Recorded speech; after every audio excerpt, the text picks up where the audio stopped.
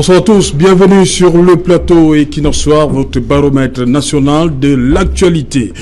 De lundi à vendredi entre 19h et 21h. Le grand dialogue national, c'est dans quelques jours à Yaoundé, c'est un fait. Des assises sur lesquelles la communauté nationale tout entière fonde de grands espoirs. Opportunité, comme l'a souligné Paul Biya dans son discours du 10 septembre dernier, pour nos frères et sœurs du Nord-Ouest et du Sud-Ouest, de tourner cette page particulièrement douloureuse, d'oublier leurs souffrances et de retrouver une vie normale. Ces assises toucheront également à des questions d'intérêt national telles que l'unité nationale, l'intégration nationale, le vivre ensemble. J'ai cité une fois de plus le président de la République. Que de belles intentions restent donc aux acteurs et autres participants au grand dialogue national à transformer l'essai. Et qui en soit, c'est tout à l'heure la grande édition d'information présentée par Nadine Yambou. Et tout de suite après, ce sera le débrief du journal. Tout de suite, madame, monsieur, c'est le fait du jour.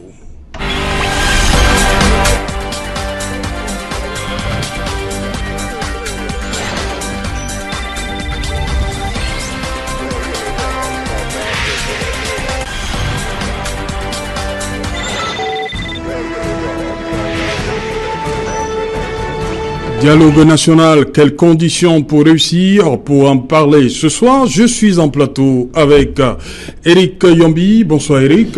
Bonsoir, bonsoir à tous mes copanélistes, bonsoir aux téléspectatrices, aux téléspectateurs. Permettez-moi également de souhaiter, n'est-ce pas, d'adresser un bonsoir à un fidèle téléspectateur d'Equinox Soir qui est en Consamba, Georges Réol Kama. Ok. So you're welcome, sir. Thank you, Mr. Otto. It's always a pleasure for me to be here. I want to thank my co-panelists and the millions. Here is the place to be.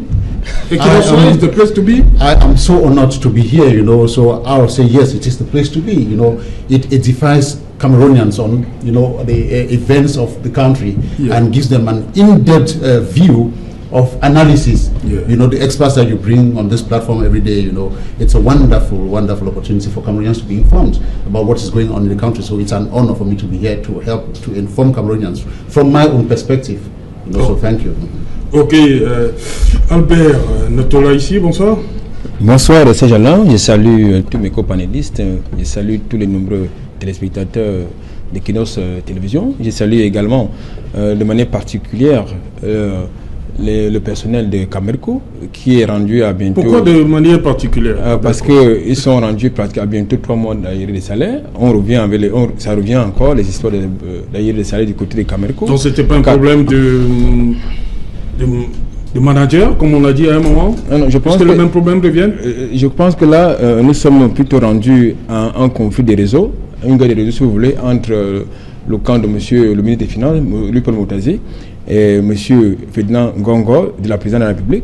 Donc ce combat, cette guerre s'est transposée du côté des Cameroco, où justement toutes les sollicitations. Et c'est le personnel qui en pâtit? Malheureusement, c'est le personnel qui en pâtit parce qu'aujourd'hui, ils sont rendus bientôt à 3 mois d'arriérés de salaire. Et tout ce qui se passe, c'est quoi? C'est que toutes les sollicitations financières qui partent des Cameroco pour le ministère des Finances sont bloquées. Donc les seuls services qui sont rendus de ce côté-là actuellement, c'est le paiement des factures de ce qu'ils appellent là-bas des fournisseurs bloquants. C'est-à-dire les fournisseurs, par exemple, de carburant, les contrats de maintenance. Donc je pense que... Là-bas, on ne s'amuse pas avec. Là-bas, on ne peut pas s'amuser avec parce qu'un avion, ça a besoin de carburant. Si vous... Mais l'avion aussi a besoin du pilote, non?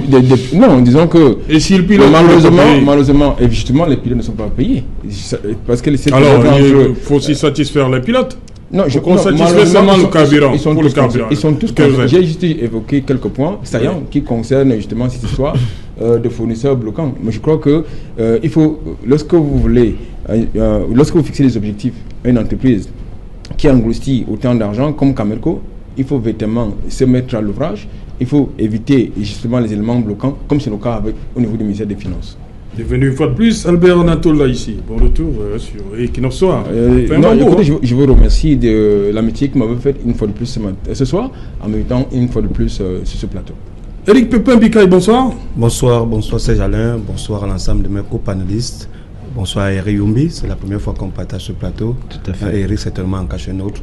Et bonsoir à l'ensemble des populations du département d'Union Ekele, notamment dans l'arrondissement de Bodmaka où j'ai passé un séjour le week-end dernier. Et les populations sont au fait de cette émission et la regardent de manière particulière. Ils sont contents de la qualité des débats et du rendu des différents panélistes. Elles m'ont également demandé de vous adresser toutes les félicitations par rapport à votre à la maestria avec laquelle vous dirigez ou alors vous modérez cette émission. Bonsoir population de Boudmakak. Nous sommes dans l'Union Ekele. Dans l'Union Ekele. Je reste avec vous, Eric Pépin Bikaï. Depuis 3 ans, on est d'accord que tout le monde demande le dialogue. Le dialogue est là, il a été annoncé le 10 septembre. Mais depuis que le Premier ministre a ouvert ce qu'on peut appeler les concertations, il y a un mot qui revient, les préalables, avant ce grand dialogue national. Il y a 2 éléments qui reviennent tout le temps. Un médiateur, parce que on recuse, il faut le dire, il ne faut pas se cacher. La présidence du Premier ministre, type docteur Joseph John Gouté, il y a aussi le problème des prisonniers qu'il faut libérer. Comment comprendre ça sur les conditions de réussite de ce dialogue national? Une chose est sûre, c'est que le dialogue est amorcé. Oui. Le chef d'État a sonné le glas lors de son adresse du 10 septembre 2019. Et il a certainement posé les balises ou alors essayé de faire un schéma plus ou moins réaliste. Maintenant, ce dialogue est à la phase des préalables, c'est-à-dire la consultation d'un certain nombre d'acteurs. Je discutais encore avec ma génitrice. J'ai posé la question de savoir qu'est-ce qu'on peut faire pour que ce dialogue soit une réussite. Et elle demeure rétorquée en disant qu'elle a comme l'impression que c'est un dialogue des hommes en veste. Ça veut dire qu'on met beaucoup plus d'accent sur des grosses têtes, parce que ça a même été annoncé dans le discours du président de la République, que de mettre l'accent sur la volonté du peuple. Parce que, quel que soit le cas, s'il y a des problèmes, c'est parce que le peuple en ressent les effets. Bon, maintenant... Attendez un peu, Pépin, les grosses vestes, c'est-à-dire on veut comprendre. Le président l'a dit dans son discours? Non, elle parle d'un dialogue des hommes en veste. Oui, c'est-à-dire... Ça veut dire tout dire. Ça veut dire que, prioritairement, on consulte ceux qui ont pignon sur eux. Et on exclut la population. Parce qu'il faut dire, je voulais revenir sur la méthodologie par rapport à la reçue de ce dialogue. Oui. Parce que, il faut dire, le président de la République a dessiné un schéma. Non, attends, lorsque sur le planning prévisionnel du Premier ministre John Gouté, on a aujourd'hui, vendredi 20 septembre, 16h, association des Bayam Salam, 17h, association des commerçants. Oui, association. Est-ce que vous mettez cette catégorie-là? Non, cette catégorie, justement, entre dans la catégorie des personnes, entre guillemets, à petit revenu. Mais il ne faut pas qu'on oublie une chose, c'est que le gros de la population, celle qui attendait et qui réclamait à corps et à cri ce dialogue, a comme l'impression que ce dialogue pourrait passer sous son nez. Si on revient maintenant sur les préalables, parce que le président de la République a désigné le Premier ministre comme étant le médiateur attitré de ce dialogue. Et lorsqu'il y a 2 personnes qui ont des problèmes, c'est-à-dire si j'ai des problèmes avec Albert Anatole... Est-ce que présider, c'est synonyme de médiateur? Justement, quel qu'en soit le cas, ça tolère. Voilà. C'est tel que ces partis, ça tolère que le président, le Premier ministre serait le médiateur de ce dialogue national. Parce qu'il faut le dire, le président a parlé dans son discours de dialogue national. Mais ce jour, on nous sert le concept de grand dialogue national. Non, il a dit un grand dialogue. En fait, c'est pourquoi... Attendez. C'est pourquoi j'ai décidé de convoquer dès la fin du mois en cours un grand dialogue national. Ok, là je suis en phase avec ce qui se passe actuellement. Donc je m'en excuse. Donc pour dire que présentement, la méthode choisie, faire en sorte que on peut questionner ces préalables. Parce que même le médiateur assermenté de la République, le Premier ministre, c'est vrai que il est considéré comme étant quelqu'un d'avenant, c'est quelqu'un qui est ouvert au dialogue, c'est quelqu'un d'une compétence avérée. Là, on ne doute pas de sa capacité à mener ce dialogue. Mais on aurait voulu également que pendant ce discours du président de la République, qu'on essaye d'un peu de choisir aux côtés du Premier ministre qui représente le pouvoir exécutif, un médiateur neutre.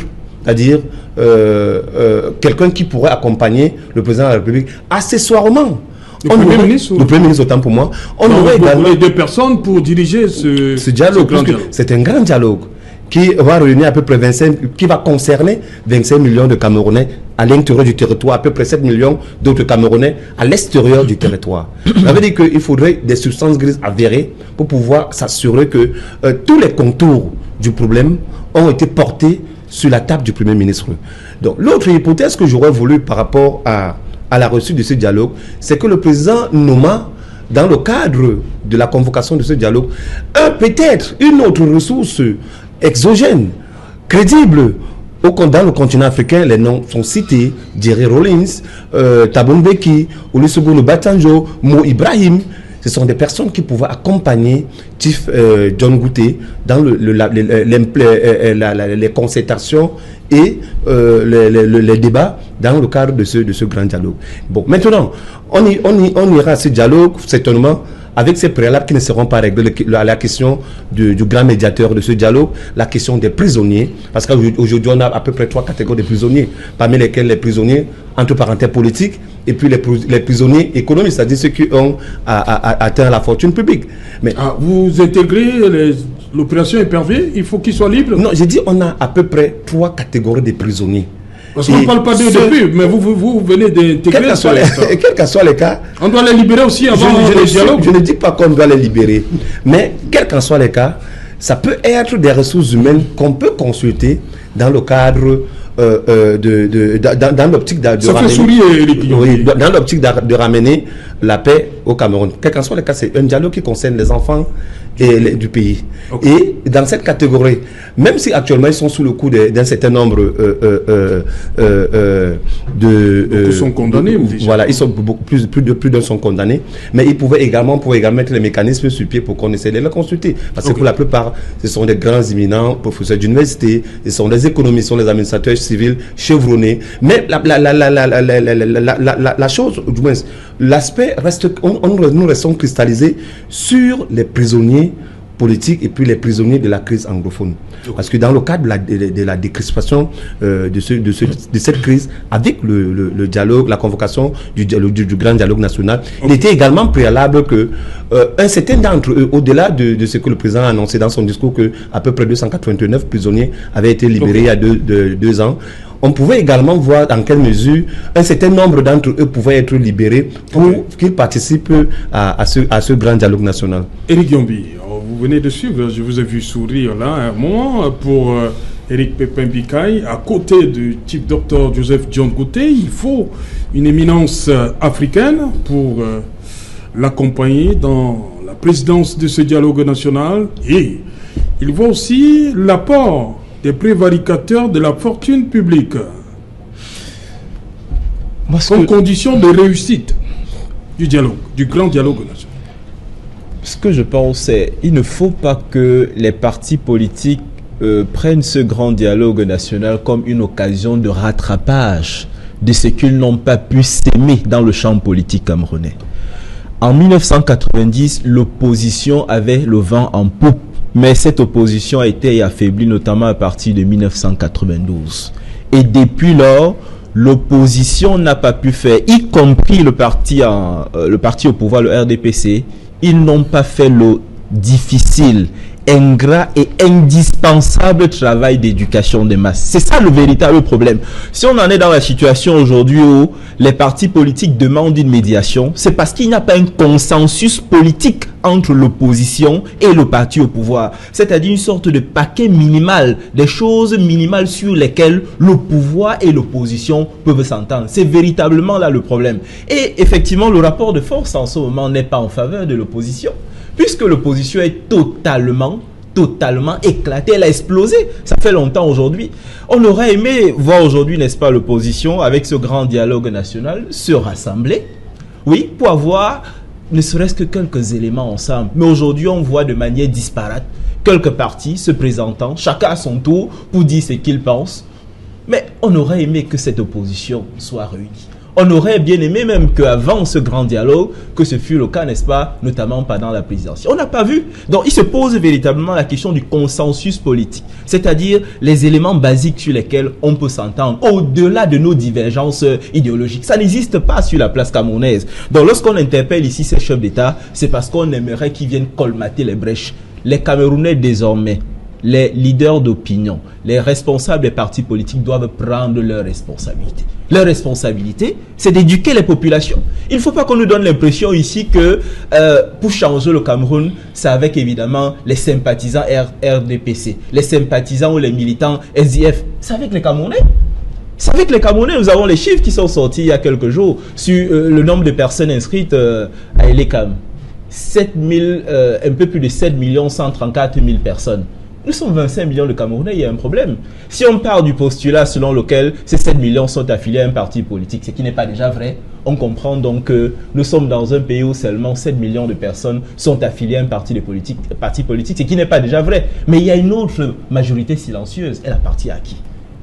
Il faudrait donc qu'on intéresse cela. Et c'est pourquoi, je vais embrayer là tout à l'heure, il est important que le peuple, ce peuple, qui n'est affilié à aucun parti politique, de même que les autres, ait leur mot à dire pour ce grand dialogue.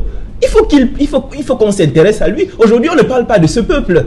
Et pourtant, il faut qu'on lui donne les moyens. Il est capital. Il faut qu'on lui donne les moyens d'écouter, de décider même de ce qui se passe. Je vais dire tout à l'heure qu'il doit être un gardien de ce qui se passe. Puisque la vérité, elle est là. Nous savons tous que nous n'avons pas. En général, nous n'avons plus confiance à ces partis politiques. Il faut qu'on se dise la vérité. Voilà. Mais parmi Eric Yombi, je reste avec vous. Parmi ceux-là qui sont appelés à participer à ce grand dialogue, le président a mis en tête les parlementaires. Ils sont l'émanation de la volonté populaire, non? Ou bien vous dites qu'ils ne sont plus assez représentatifs. C'est ce que vous voulez dire? Je vais continuer en disant qui sont nos représentants sans être représentatifs, oui, d'accord, de la réalité camerounaise. Oui. Nous avons aujourd'hui une majorité RDPC obèse à l'Assemblée nationale. Regardons-nous les yeux dans les yeux entre Camerounais. Qu'ont-ils fait depuis cette crise? Rien du tout. Nous ne sommes pas ici en train de les vilipender, d'accord? Mais les faits sont là. Qu'est-ce que ces parlementaires ont bien pu faire? Rien du tout. Mais aujourd'hui, avec le grand dialogue national, il faudrait qu'on leur fasse confiance. Mais leur passé, leur trajectoire politique nous montre qu'on ne doit pas leur faire confiance. C'est ça la réalité. Nous sommes en train de scruter les faits. Il ne s'agit pas de dire ici que nous avons un XY. Nous regardons les faits. Et les faits nous disent que ces parlementaires n'ont pas apporté ce qu'il fallait afin que, évidemment, cette crise anglophone soit résolue à leur niveau. Ok. Mais ça, voilà. This dialogue to be a success. Qu'est-ce qu'on doit faire? Well, first of all, we have to establish some kind of credibility in this dialogue. And for there to be credibility means that Cameroonians must be able to believe that the dialogue is going to be in the interest of Cameroonians. Okay. Having said that, now what are some of those things that will, usher this credibility that Cameroonians want to see in terms of this dialogue? Number one, we think that there should have been a ceasefire. Both belligerent parties are actively fighting a war as we're talking right here. Many people are dying. The civilians encore des coups de feu ce matin à Bamenda. Oui. Okay, so the absence of the ceasefire, to me and to many other analysts out there whose opinion I respect, is a kind of a blow to this national dialogue, which is a brilliant initiative. Everybody knows that when two belligerent parties are fighting, they end on the dialogue table. But when they are still fighting, I don't know what we are going to dialogue about, because after that the fight will still be there, the suffering will still be there. Refugees, will be escaping, running into the bushes. Others, coming to the littoral or other regions of Cameroon, like myself.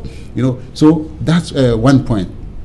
Number two, it is a brilliant initiative. I said that before, but a clear distinction should be made between the Anglophone crisis, which started this general crisis, and the Cameroonian, the Cameroonian problem. What the normal Cameroonian in the quarter is facing in terms of challenges, which are so many. Now, I fear that this dialogue may witness a situation where a lot of emphasis because we have delegations coming from the Grand North. We have delegations coming from the Central region, the Grand Center, that's Central region, South and East region. We have delegations coming from the Sawa area of Cameroon. We have delegations coming from the Anglophone regions of Cameroon. So I am afraid that perhaps enough attention will not be given, to solve the Anglophone crisis, which is the root cause of the general problem. I have made this statement clear, here before. I said the Anglophone crisis, to me, is a Cameroonian problem. It is a problem that every Cameroonian is facing daily, although it goes a little beyond that. But the Anglophone man knows how to express himself and on time. Okay. The Anglophone man doesn't pass through the corridor or through the curtain to express himself. When things are not going right, he says things are not going right, and he stays there. You cannot turn him around. That's what is happening in Cameroon now. But, since it has degenerated into an armed conflict because of the way we handled it, I mean, when I talk of we Cameroonians, all of us, because of the way we handled the crisis, I think a lot of emphasis in this dialogue should be placed on the Anglophone crisis so that we get the solution and solve the problem once and for all. Another point is that there are some opposition parties that have been excluded. I know that they say the groundwork has been laid for everybody to come, people who want to consult with the prime ministers. But I'm not hearing much of the CRM party of Maurice Kamto. And secondly, Mr. Maurice Kamto. Ils étaient à l'immeuble Étoile l'autre jour. But they are running out of. They say they don't want to attend the Grand National Dialogue. Donc ils ont posé des préalables. So exactly. So I think that conditions should be made for everybody. If people start, expressing doubts, if people start expressing fear at this level, then I'm afraid that this Grand National Dialogue is going to be problematic. It is not going to address the problems of Cameroonians, because it is not only one party. When I say this, watch my lips. Everybody understands. It is not only one party in Cameroon that masters the problems of the Cameroonians. They are working, that is granted, but there needs to be consultation. Forces need to come together to solve the problems of Cameroonians. So if one party if one particular form of expression doesn't want to pertain to that dialogue, it means that there is a problem. Another point is that, in the speech of the president, he said he doesn't think that the Anglophones are marginalized in this country. And he gave the example of the prime minister that since 1992, since 1992, the prime minister in this country has always been an Anglophone. That is very true. I don't want to go into the powers of the prime minister because it's really, really ridiculous. But I think that failing to acknowledge an Anglophone problem is already a weakness of the national dialogue, because the national dialogue is made in a framework where the Anglophone problem will be addressed. And for you to address the problem, you must acknowledge that there is a problem. So if the President of the Republic says that, Anglophones have not been marginalized because he has included these Anglophones in this and in that, there are many forms in which Anglophones have been, many manners in which Anglophones have been marginalized, and we have to accept that. We cannot enumerate them here because we are not talking about the marginalization of Anglophones. We're talking about the national dialogue. So the national dialogue should first of all acknowledge the fact that there is an Anglophone problem in Cameroon, and the problem has degenerated and people are dying. There are two separate belligerent forces that are fighting every day as we talk. So if they don't recognize that problem, or if they don't recognize, or if we do not recognize or acknowledge that there is an Anglophone problem, then the national dialogue, I'm afraid, is not going to go to the length that it was supposed to go. There are so many of these factors we can enumerate. Albert Anatola ici, il revient là sur un point. Le président, le 10 septembre, disait qu'il n'y a pas... les anglophones ne sont pas marginalisés, s'appuyant sur le fait que depuis 1992, les premiers ministres du Cameroun sont soit originaires du Nord-Ouest, soit originaires du Sud-Ouest. Et là, pour Wallan, il pense qu'il faut absolument, pour que ce dialogue, pour lui, soit une réussite, il faut reconnaître qu'il y a un problème de marginalisation des anglophones au Cameroun. Votre avis là-dessus? Non, disons que je voudrais d'abord revenir sur la thématique de la soirée. Oui. Conditions pour réussir. Conditions pour réussir. La première condition pour réussir, c'est d'abord la compréhension de l'événement en perspective. Parce que j'ai le sentiment qu'il y a beaucoup d'amalgame dans la compréhension des uns et des autres, qui veulent renvoyer la problématique du dialogue national à une sorte de conférence nationale souveraine qui ne s'est pas tenue il y a un peu plus de 20 ans, ou alors la tripartite. Donc, si nous avons dans la compréhension de la problématique, ça veut dire qu'on pourra comprendre la suite. C'est quoi la suite? La suite, c'est que véritablement, il y a un problème anglophone au Cameroun, il y a un problème dans les autres régions du Cameroun, et il y a aussi, tout à l'heure, M. Yombi parlait d'une majorité silencieuse, mais je parle de la majorité silencieuse sociale, c'est-à-dire qu'il y a le même problème qu'au niveau de la zone anglophone. Ceci dit, je pense que dans son adresse du 10 septembre dernier à la Nation, le président de la République, Paul Biya, il a évoqué un casting qui est loin d'être exhaustif, et je crois que le Premier ministre du gouvernement, il a commencé à essayer d'implémenter ce casting. Il ne faut donc pas qu'on aille à une palabre nationale avec des suspicions, avec des polémiques que j'ai envie de dire inutiles, parce qu'il est question de recueillir, n'est-ce pas, les avis ou les opinions des uns et les autres sur des questions assez fondamentales qui concernent, n'est-ce pas, l'avenir de notre pays.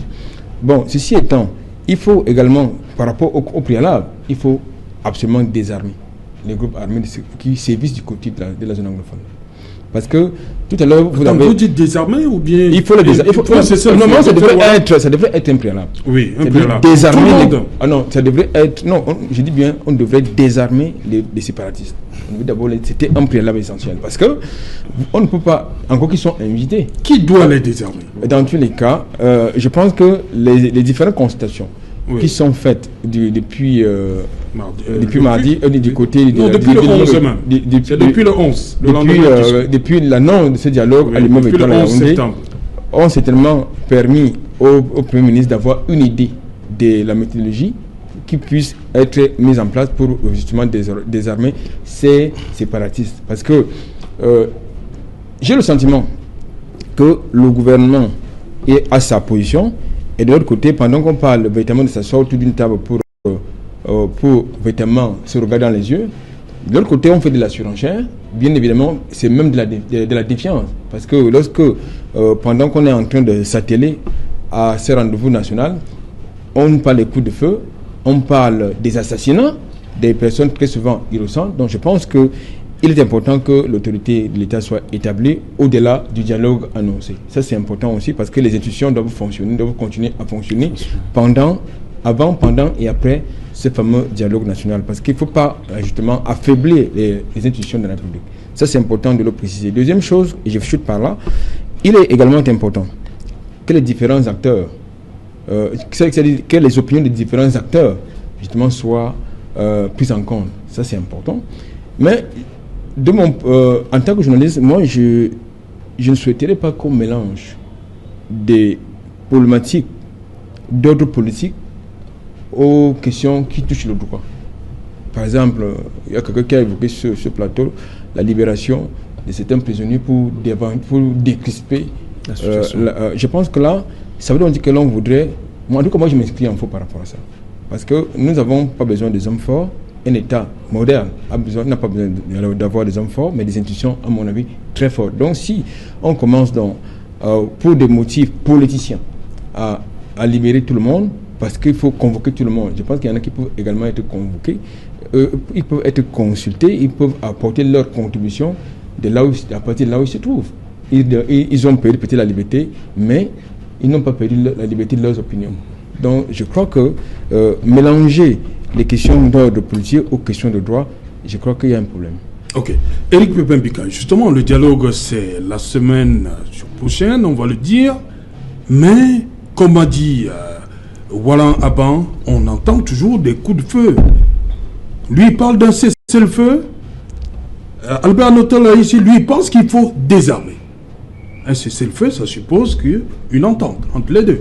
Lui, il dit qu'il faut désarmer. Ça veut dire que c'est d'une manière contraignante.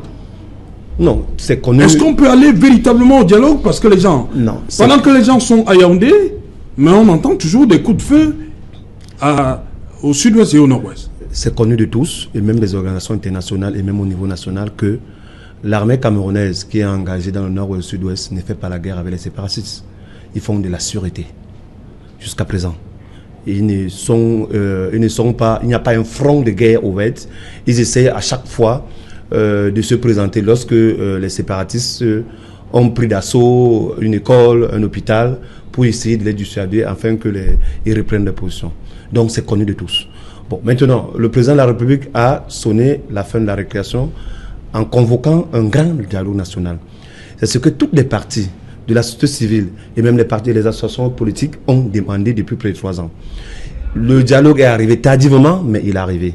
Donc, ce dialogue devrait laisser cours à toutes les parties prenantes qui ont forcément des revendications à porter à la République, à venir devant la République à travers les institutions. Je suis d'accord avec ce que Albert Anatole a précisé tout à l'heure, qu'il faut que les institutions continuent à fonctionner devant les institutions et présenter les doléances.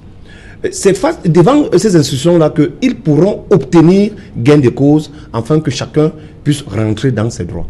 Bon, mais il est inadmissible que pendant que nous sommes en train de faire, que le Premier ministre a engagé des consultations pour le dialogue qui va certainement débuter la semaine prochaine, que les autorités au niveau du nord et du sud-ouest subissent des assauts, parce qu'on parle d'un hôtel qui abritait les autorités traditionnelles qui sont venues dans le cadre, autant pour moi, autorités administratives qui sont venues dans le cadre d'une réunion de concertation par rapport à l'aide humanitaire dans cette zone.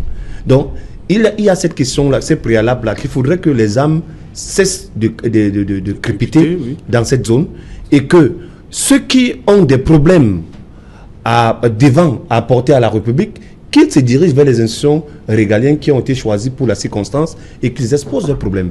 C'est la raison pour laquelle je suis d'accord avec ce que Eric disait tout à l'heure par rapport à la population silencieuse. Tout à l'heure, vous avez posé la question que les Bayam Selam et autres. Mais est-ce que vous pouvez faire, est-ce que vous pouvez faire l'inventaire du nombre d'associations de Bayam Selam qui sont légalisées dans cette république-ci, dans les 4 coins du Cameroun et dans les 10 régions? Il y en a énormément. On va donc aller dans sa notion de préférence. Et c'est la raison pour laquelle j'ai parlé tout à l'heure d'un dialogue des hommes en veste. C'est-à-dire que forcément, on choisira ceux qui pourraient accessoirement porter la parole, ou alors une parole consentante par rapport aux objectifs fixés. Mais on peut ne pas faire parler tout le peuple, ça c'est une évidence. J'ai réfléchi à une sorte d'agora, où les gens prendraient spontanément la parole pour exprimer ce qu'ils pensent de la République. C'est normal. Nous sommes une jeune république. Après près de 60 ans de progression, il était normal qu'on s'asseye et puis qu'on discute. Ce n'est pas forcément la conférence nationale souveraine. Malheureusement, c'était un concept qui était avorté dans les années 90.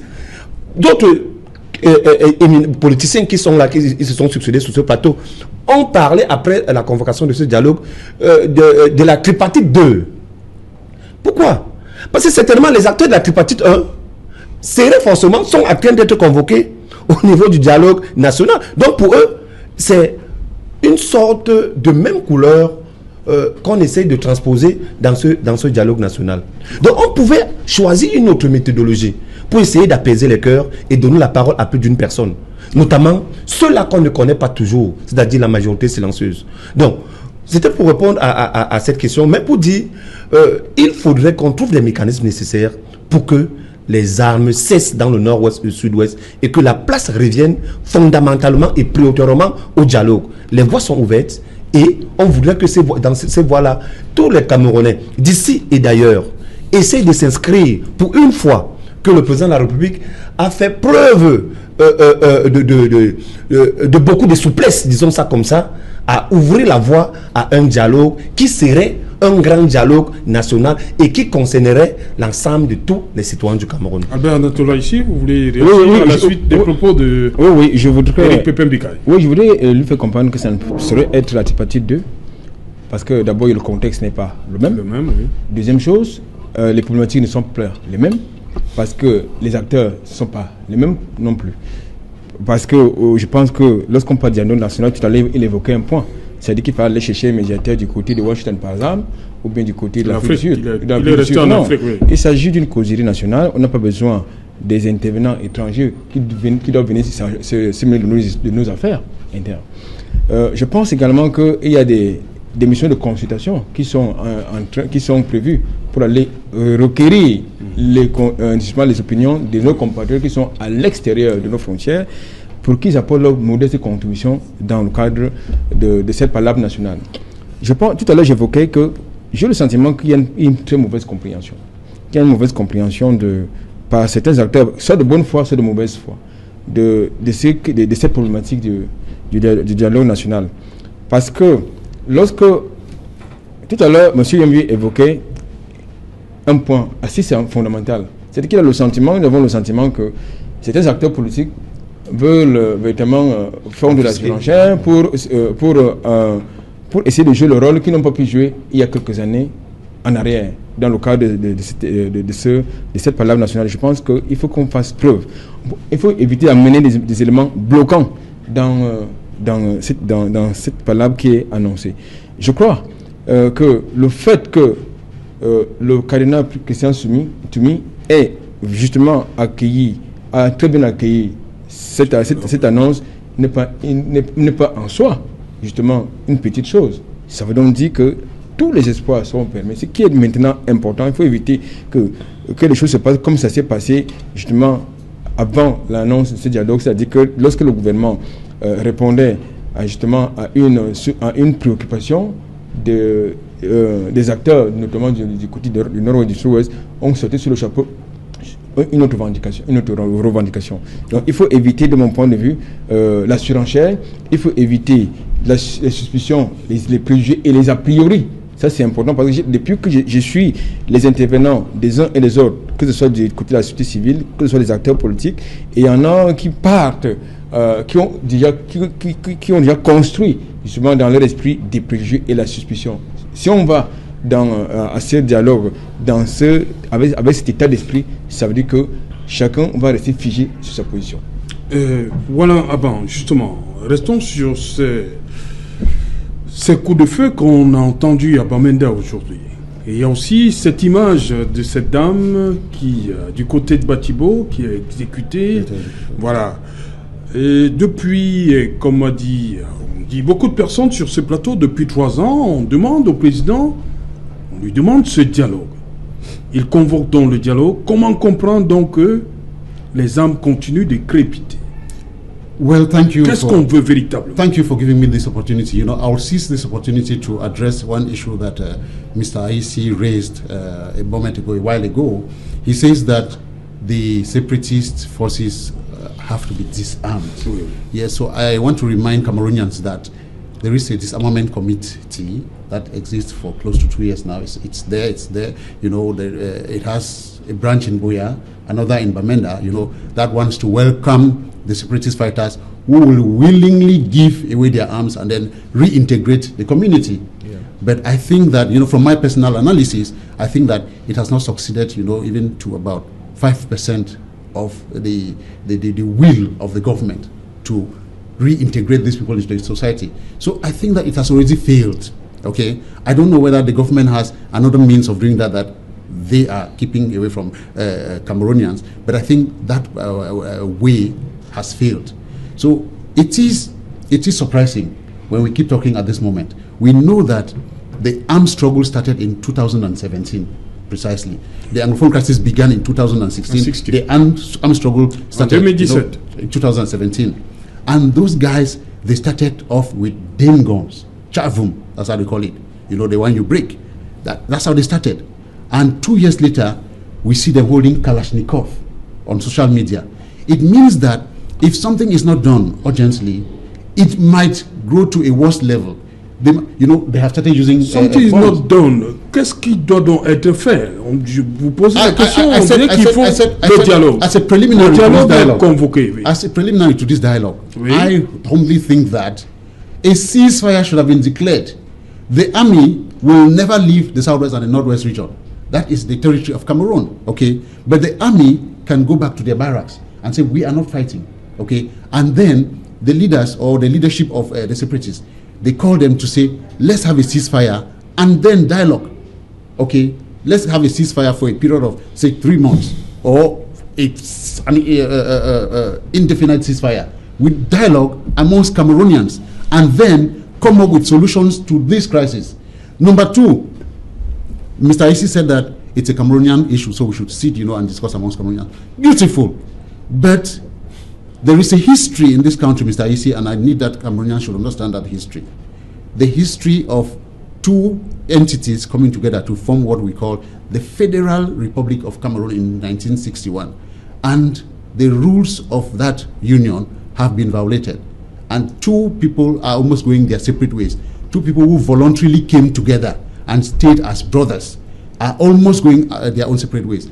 I'm not saying that they have gone their separate ways. They're almost, because there is an arms conflict whereby one of them says, we don't want to be part of that union again. I think for good faith, for the sake of good faith, okay, it is important to call some African sages, Mr. Bikai. Yes. Mr. Bikai has called some names here who have proven their worth in Africa in bringing, in realizing conflict resolutions. So I think it is important. This is a serious problem now, unless we are still refusing that there is an Anglophone problem and that the crisis has turned into, an armed conflict where many innocent civilians are suffering. People are dying, like the mothers. It's not just one woman. On social media, we see that many women were executed in Batibo, and the executions are still going on, and people are dying. We receive calls threatening us. Okay, so I think that this problem should be, the value of this problem should be ascertained, and it should be treated as it is. I have the impression, please permit me, because we all love this country, I have the impression that we want to turn around these issues so that the state will affirm its authority at the end. It's not about the authority of the state. It's about Cameroon.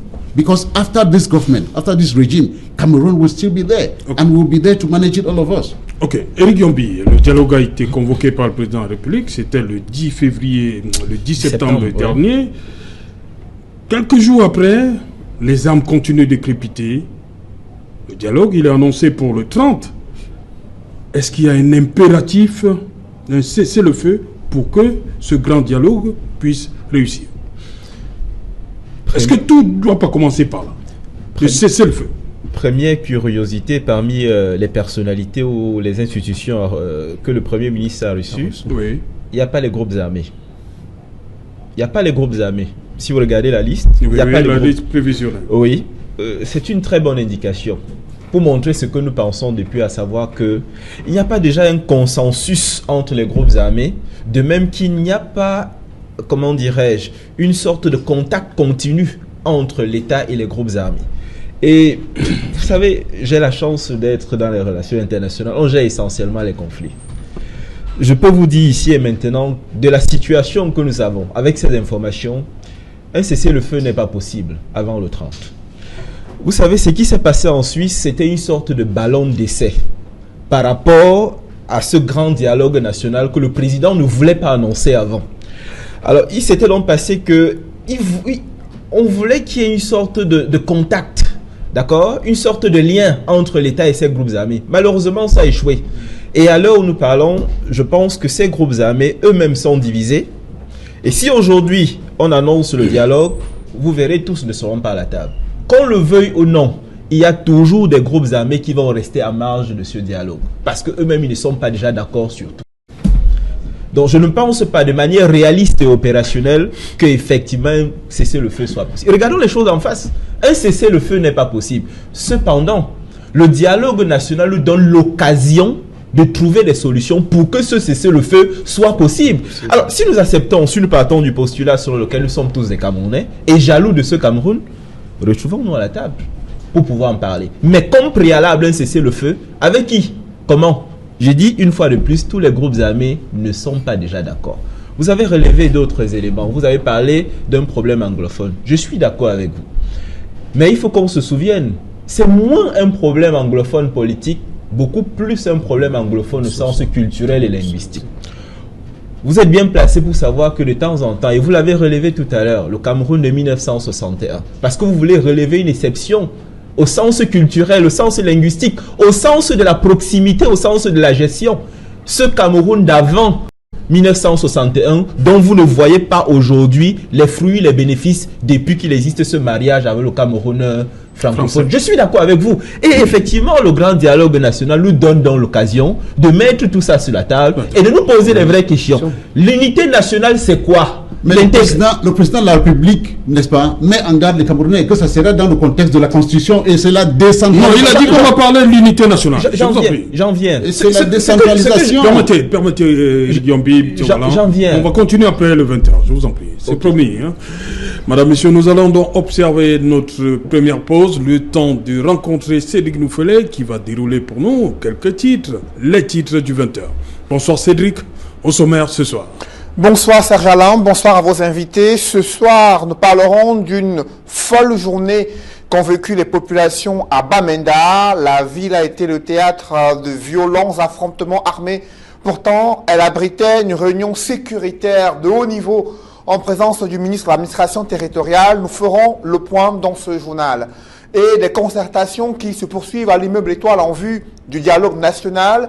Vous suivrez dans le journal le son de cloche des leaders religieux qui se prononcent sur les conditions de réussite d'un dialogue national inclusif prévu entre le 30 septembre et le 4 octobre 2019. Nous parlerons également dans le journal de 20h des infrastructures scolaires qui sont abandonnées dans le département du Mungo et de ce fameux problème vécu dans la région du Sud, là où un enseignant a été gardé à vue pendant plusieurs jours pour avoir, selon les autorités, porté atteinte au chef de l'État. Pourtant, lui se justifie en évoquant le fait qu'il a évoqué la question de la crise post-électorale au Cameroun et le nom de Maurice Kamto qui a été le début de sa descente aux enfers.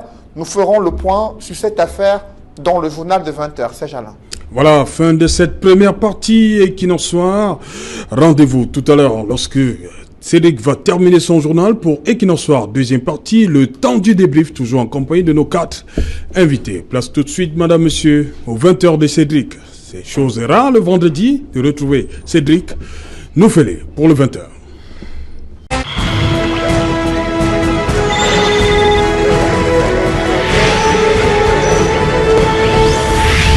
Retour sur le plateau Equinox Soir, c'est la deuxième partie, madame, monsieur, partie consacrée au débrief du journal.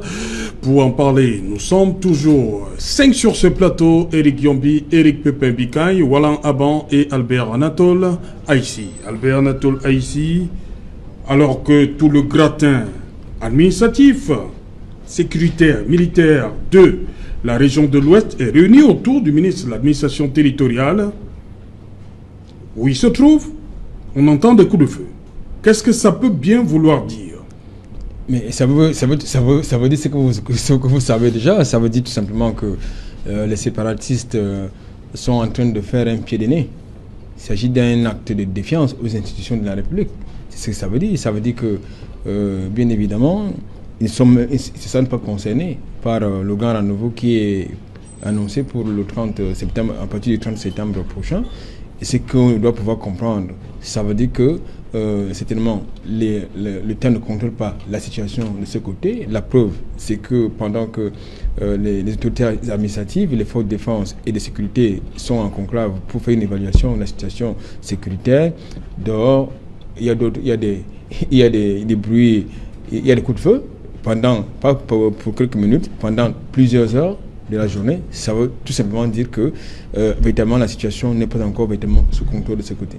Voilà, Eric Pépin Bitkaï, sur comme je le disais en première partie, le dialogue il est convoqué pour le 30 septembre, mais sur le terrain encore il y a quelques poches de résistance. Des poches de résistance.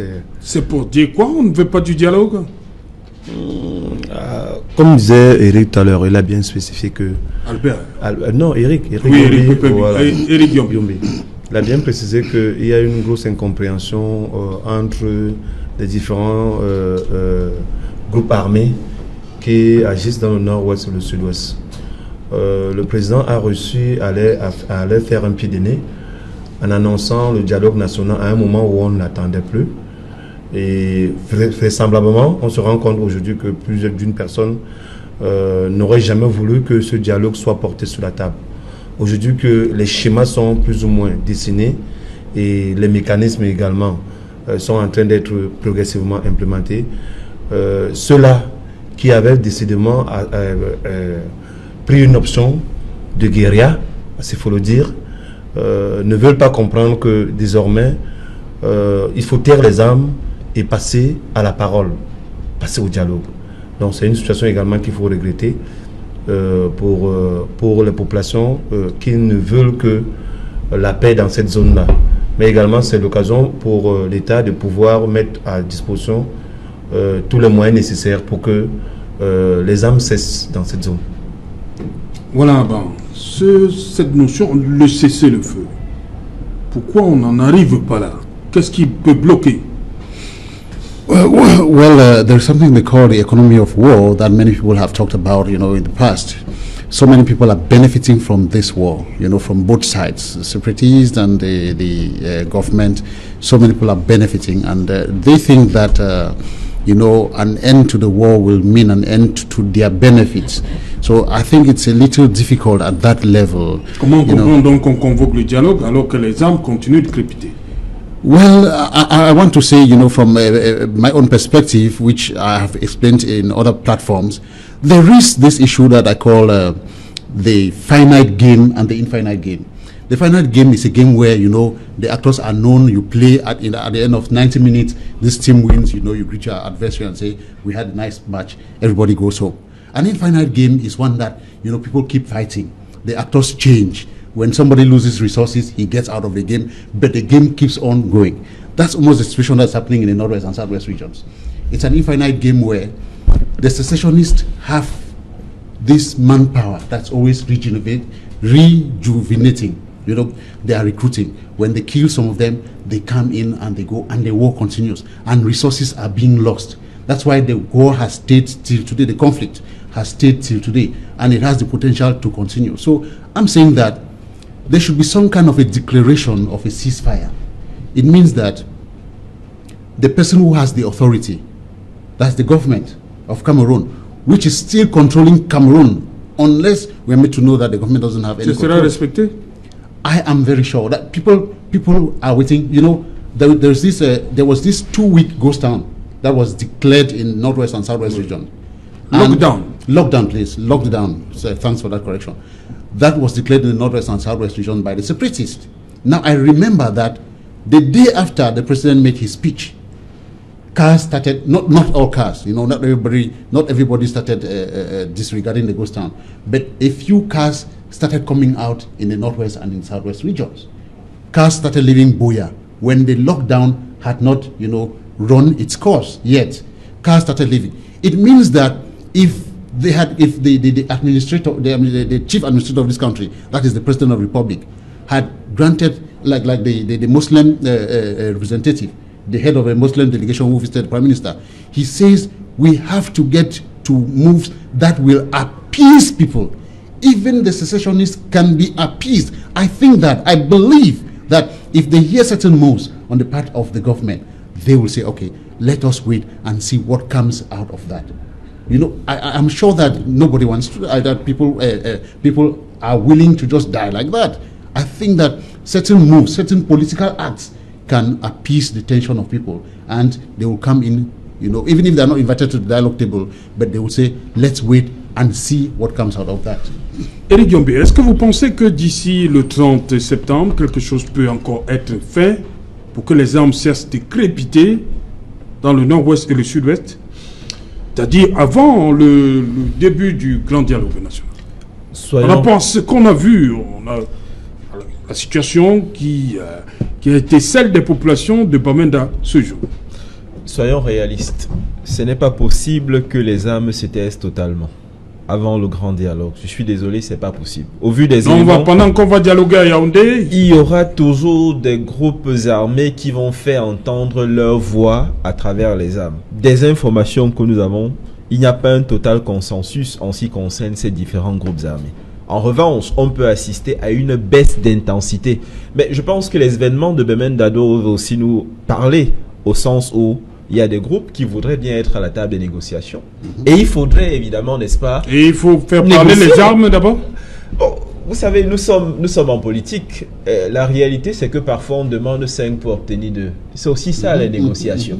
Peut-être qu'il y a une frange, n'est-ce pas, qui voulait se faire entendre à travers, n'est-ce pas, ces attaques, afin d'arriver, n'est-ce pas, sur la table de négociation en position de force. Je ne suis pas l'État, mais je pense qu'ils ont suffisamment, n'est-ce pas, d'éléments pour comprendre cette réalité. Ils ont des personnes, je pense, qui ont suffisamment, n'est-ce pas, de ressources pour pouvoir interpréter des informations, pour pouvoir, n'est-ce pas, savoir qui serait derrière ces différents groupes. Éric Gambé, vous dites qu'ils arrivent, que ces groupes de défense arrivent en position de force. Mais je crois que le président a quand même dit qu'il y aura les représentants des forces de défense et de sécurité, les représentants des groupes armés. Oui. Ça veut dire qu'ils ne sont pas exclus du dialogue. Est-ce qu'ils ont besoin de faire crépiter les armes pour arriver à Yaoundé au grand dialogue? Vous savez, lorsqu'on arrive sur une table de négociation telle que ça se passe dans les relations internationales, on arrive avec quelque chose à vendre.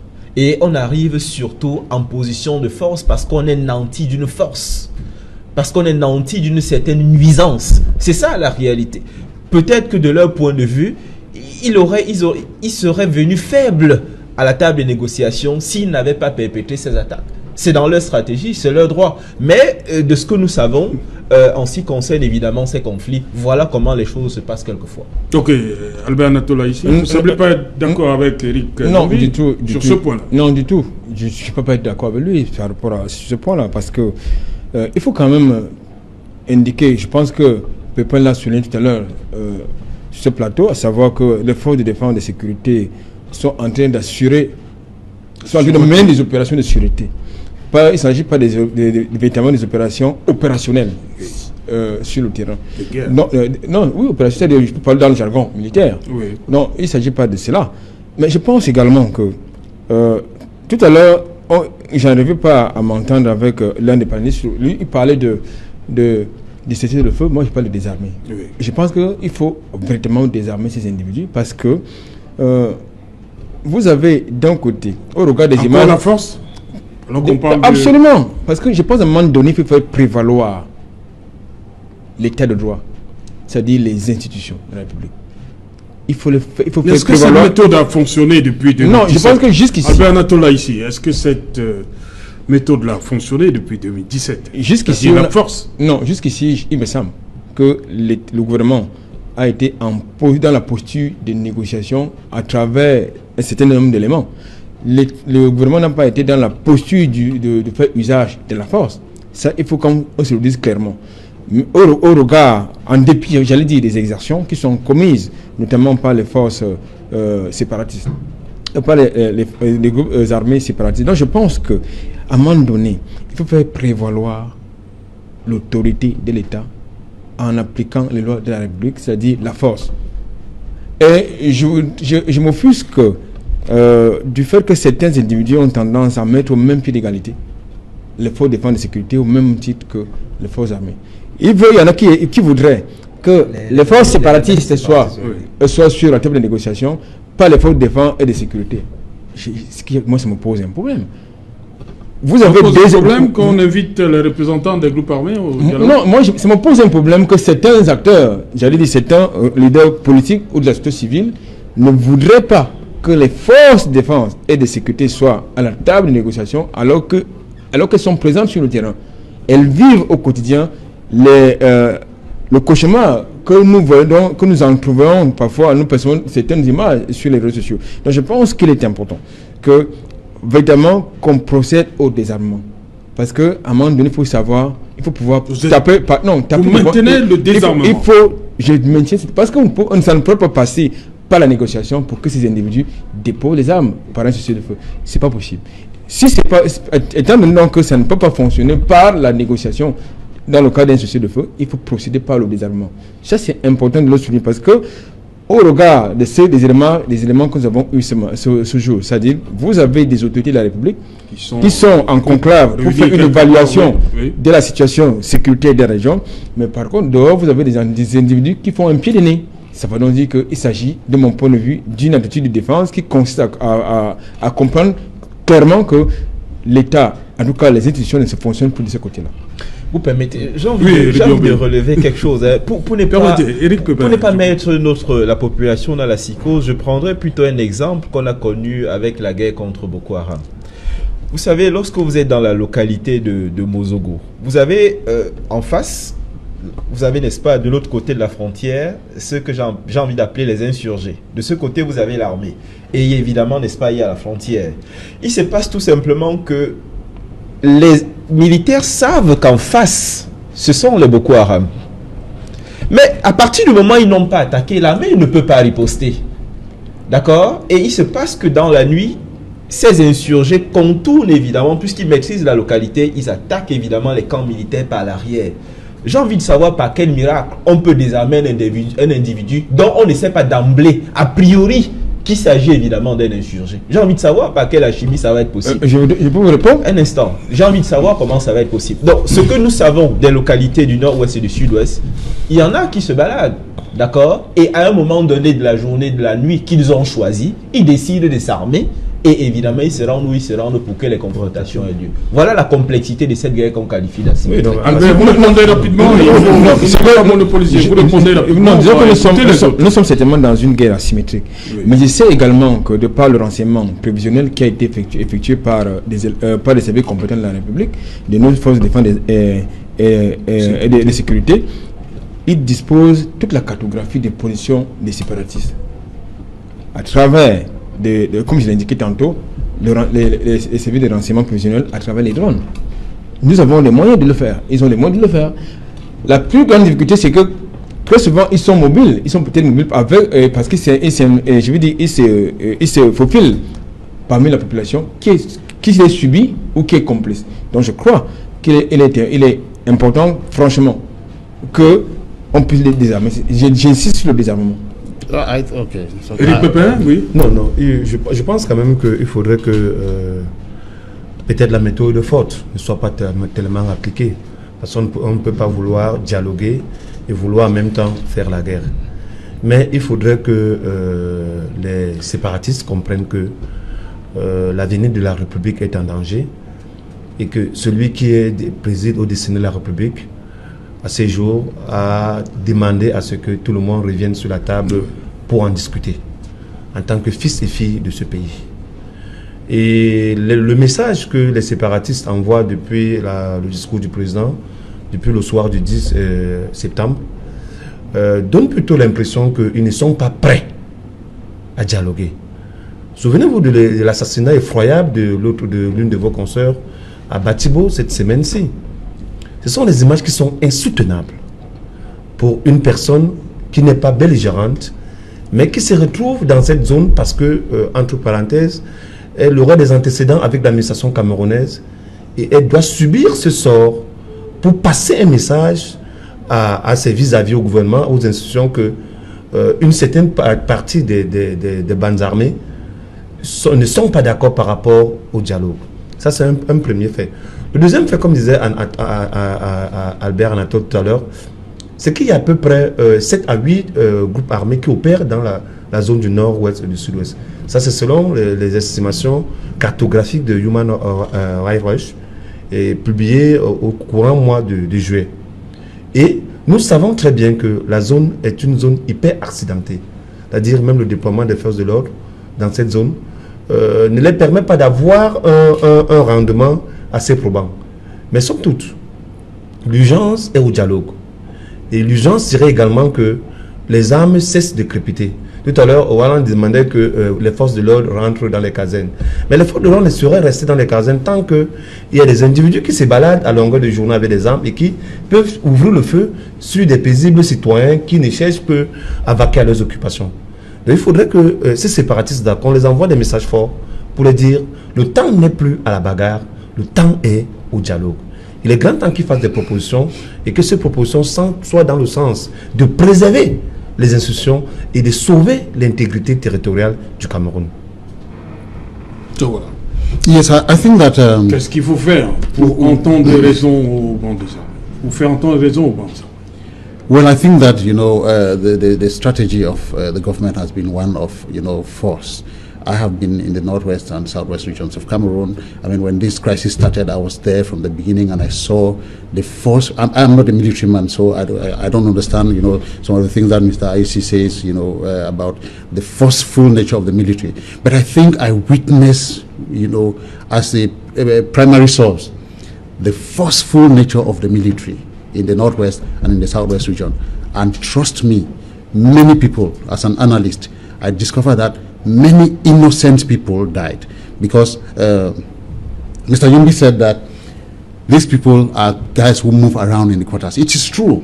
They move around every day so they can dress like you and I, and they are moving around. Okay, in the bid to identify some of those people and deal away with them, which I don't think is the best way. They could be arrested. Some of them are seen in the streets when they are not armed. Instead of arresting, they are being shot on the spot. In a bid to do that, many innocent people have been eliminated. Women, men, and children in the northwest and in the southwest. So that is an extremely dangerous, strategy to me. If there is a way out of this conflict whereby the arms or guns, weapons will not be used, I think that it's going to be welcomed by every Cameroonian. But I think also that the beginning of the government, was a little problematic. The way the government started, resolving this crisis was a little problematic. The omnipotence of the military. We have the military, so we'll go into but Mr. Bikai has underlined some of the difficulties that those people face on the spot. I mean, in Libya Lem division, most of those areas are inaccessible, or they are quasi-inaccessible. The military doesn't master the ground, the field, and all of that. We should take all of that into consideration. For the military to sustain a war there for a period of 6 months is a lot of taxpayers' resources that they're using that could have been used in other domains to better the life of the common Cameroonian. That is why we're holding the national dialogue, because the common Cameroonian is suffering. And I think it is a little, how do I put it? It's a little adventurous to deploy resources and sponsor a war when the common man will suffer more. We should look for a way out of this without spending money, without risking the lives, even of the military. I want to inform us on this platform that lots of military guys have died there. Police, even others, sometimes are mistaken, So I think that we should limit the consequences. We should limit the risk to the lives of people and try to get out of this crisis without using a lot of arms. Oui, j'aimerais l'intituler notre émission, c'est évidemment, n'est-ce pas, les conditions pour réussir. Moi, je pense qu'à la fin de ces consultations, je suggère au Premier ministre de prendre la parole. Il faut qu'il prenne la parole. Avant le 30 oui, avant le 30. Il faut que le Premier ministre s'exprime pour nous dire exactement ce qu'il a compris, ce qu'il pense. Évidemment, il ne peut pas le dire le 30 à l'ouverture? Non, il faudrait qu'il y ait un caractère solennel, d'accord, qu'il parle au Camerounais de ce qu'il a entendu, de ce qu'il pense. Maintenant, ce sera autre chose que de recevoir les délégations à partir du 30 de dire ce qu'il voudra bien dire. Mais je pense qu'il faut qu'il s'exprime au Camerounais. Nous voulons savoir, il y a des choses précises que nous voulons savoir. Ces groupes armés, est-ce qu'ils viendront? Est-ce qu'ils ont engagé des négociations? Et évidemment, cette adresse aura la vertu déjà de lui donner une certaine avance. C'est-à-dire que on saura s'il part avec une avance sur le temps, s'il y a des risques d'échec, s'il y a des risques de réussite, et peut-être pourquoi pas pendant ce dialogue, évidemment, n'est-ce pas, de colmater les brèches. Je nourris aussi évidemment le rêve selon lequel les partis politiques, évidemment, auraient une plateforme, une sorte de paquet minimum, d'accord, d'entente en ce qui concerne les différentes questions qui seront abordées là-bas. Et pour terminer, il faudrait que le peuple soit associé à cette chose, que les partis politiques notamment nous aident, que la société civile nous aide pour que le peuple s'intéresse et que surtout les résolutions qui seront prises, qu'il y ait une sorte de commission de veille pour que, évidemment, n'est-ce pas, les différentes résolutions soient implémentées pour qu'on n'assiste pas à un dérapage. Je voulais ajouter à la suite d'Eric Yumbi que il ne faudrait surtout pas que les partis politiques confisquent le dialogue national. Tout à fait. Ouais. Parce que ce n'est la crise anglophone ou alors les crises sociales qui se succèdent au Cameroun ne sont pas l'émanation de la compétence des partis politiques. Okay. Il faudrait qu'on consulte des partis politiques, mais qu'ils n'en soient pas des acteurs prioritaires. Okay. Les acteurs de ce dialogue-ci, c'est le peuple. Trouvons des mécanismes nécessaires pour faire en sorte que le maximum, le bas peuple puisse s'exprimer et puisse se sentir dans les résolutions et être un acteur dans l'implémentation des solutions qui viendraient du grand dialogue national. C'est très important. Merci beaucoup. Merci Eric Pépin Bikaï. Merci. Thank you. Mr. Wallan, Aban, for coming. Merci. Merci Albert Anatola ici. Merci Eric Yombi. Merci. Madame, Monsieur, nous sommes arrivés au terme de cette édition Equinox Soir, la dernière de cette semaine. Rendez-vous lundi lorsqu'il sera 19h. Bonsoir. Moliko.